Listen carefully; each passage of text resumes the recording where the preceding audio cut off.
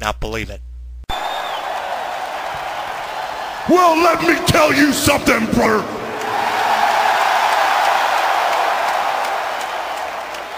First off, I'd like to welcome everyone here at the Silverdome to WrestleMania 30.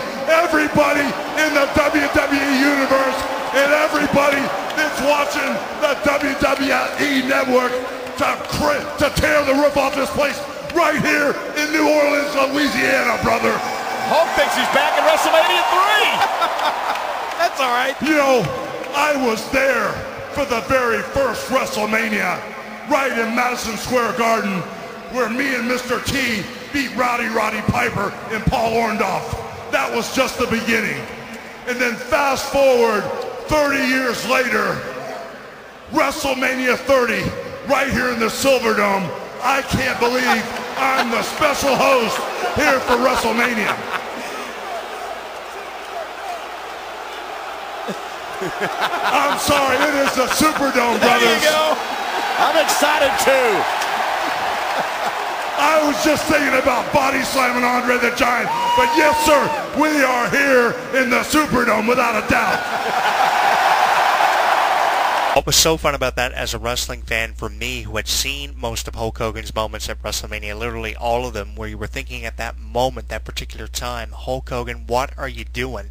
Referring to the Superdome as the Silverdome. I mean, that was 27 years ago that you had body slammed Andre the Giant, nearly 30 years. So you're saying to yourself, that is a horrible way of kicking off WrestleMania. And The Rock and Stone Cold Steve Austin, what was interesting about it, had to come out and pick up the slack of Hulk Hogan, correct his mistake. He was corrected by his Hulkamaniacs, but then he was corrected by Stone Cold Steve Austin and The Rock, who kind of let Hulk Hogan know more than the fans were letting him know that he had fooled up on the venue's name. And it was interesting how they tried to cover it up. I know that WWE officials had to be all over Hulk Hogan when he went backstage after the opening promo was screwed up by him referring to the venue incorrectly, and The Rock and Stone Cold Steve Austin had to come out and kind of kayfabe it. But that is a huge demonstration of how when you make a mistake on a microphone, you almost have to immediately find a way of covering up your fault, and that is something that a lot of wrestlers, especially on the independent level, have difficulty doing. Some of them understand it, and some of them don't, and I think The Rock, Hulk Hogan, and Stone Cold Steve Austin were the perfect example a little over a month ago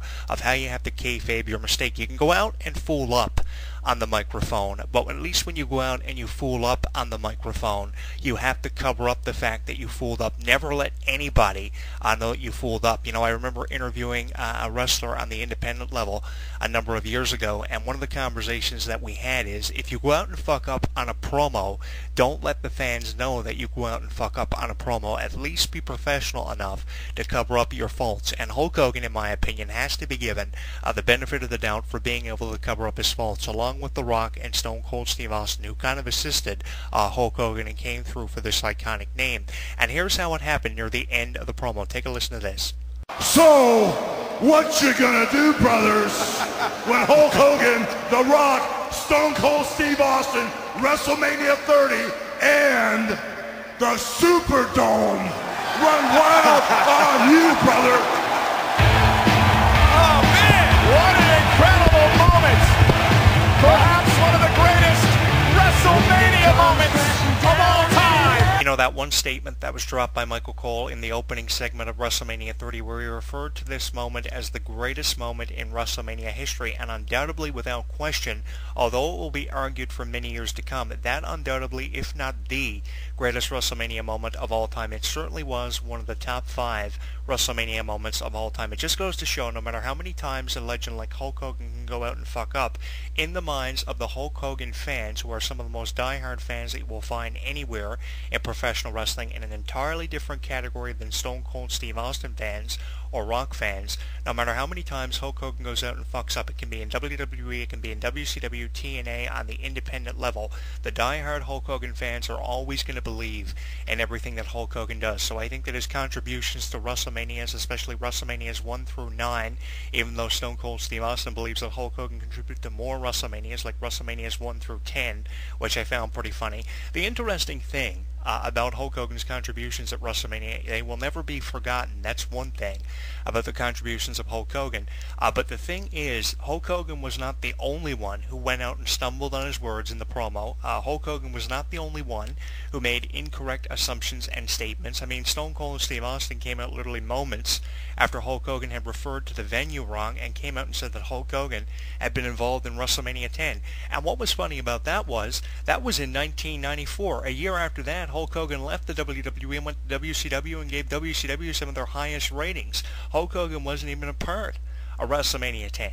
Why is everybody jumping on Hulk Hogan's back because Hulk Hogan referred to the venue wrong when Stone Cold Steve Austin comes out and reports incorrect statistics? And The Rock comes out a moment after that, and then he starts making incorrect statements himself and starts stumbling on his words. So all three of them fooled up, in my opinion. So we shouldn't just be criticizing Hulk Hogan because he referred to the Superdome as the Silverdome, and there are fans out there who I'm sure will agree with me on that. I mean, Hulk Hogan's contributions, if it wasn't for Hulk Hogan, the bottom line is there never would have been a WrestleMania. If it wasn't for Mr. T, if it wasn't for Paul Orndorff and Roddy Piper, there wouldn't have been WrestleMania main events to follow the very first WrestleMania main event, which combined both entertainment and professional wrestling for the first time ever in over 30 years of wrestling history the WWE had up to that point. So there's a lot to be credited for when you talk about the contributions of Hulk Hogan. Should we look back at this as the biggest, worst promo of anyone that was ever dropped at a WrestleMania? No, we should go ahead and give Hulk Hogan the benefit of the doubt. But apart from Hulk Hogan referring to the venue wrong, which has received an endless amount of criticism, I'm really tired of hearing about that.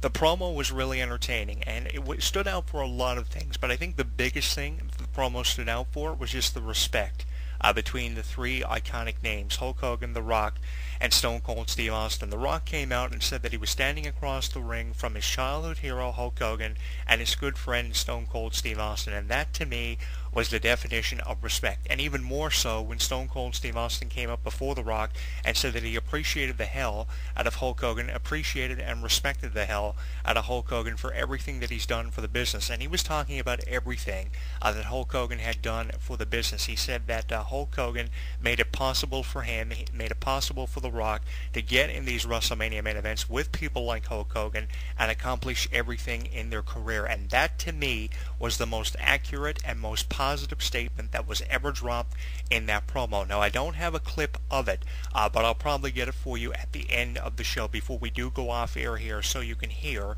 what Stone Cold Steve Austin had to say and some comments that were also made by The Rock. So listen for that. If I can get it up here, I will play it for you before the show goes off air so you can hear it before we go to commercial. It was an amazing segment. It really was, and there was a lot of respect shown and demonstrated between all three of these individuals.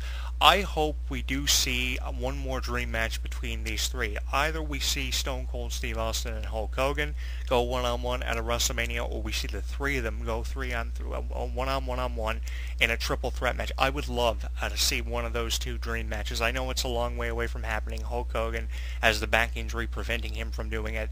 We have Stone Cold Steve Austin with the knee injury. I mean, we do have things that are preventing this from happening, and if we didn't have things, the bottom line is here, these wrestlers are enabled to give us these dream matches that we want as fans, although we still believe in our minds that one day there is a chance that it could happen. And I understand where this is coming from. Nobody ever thought we would see The Rock back in a WWE ring. Nobody ever thought we would see him back in a WWE ring, let alone win the championship for the 8th time in his career after he had held the championship the last time in 2002 for what was believed to be then the final championship reign of The Rock's career. So I understand where it's kind of coming from, but we are still a long way away. I don't want to kill your belief that we will see either a triple threat match with The Rock, Hulk Hogan, and Stone Cold Steve Austin. We'll go one-on-one.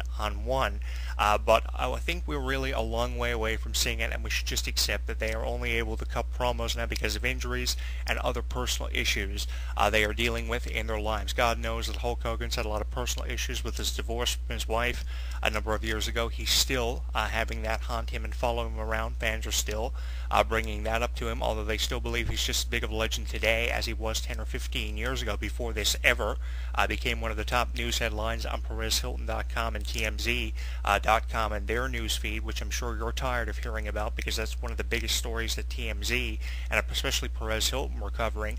One interesting article that Perez Hilton had posted, it was totally disrespectful towards Hulk Hogan.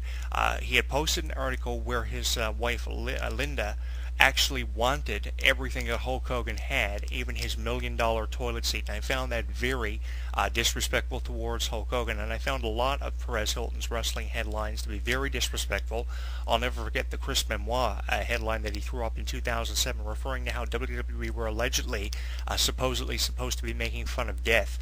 So a lot of entertainment news headlines have really gotten carried away when it comes to Hulk Hogan, but they're finding anything they can to talk about to get their website over to increase traffic and things like that. I understand that. I appreciate the fact that you're trying to get traffic, but you really have to go as far as you're going with it. God knows we've also seen a lot of personal issues with Stone Cold Steve Austin with the company and how much professional wrestling fans have talked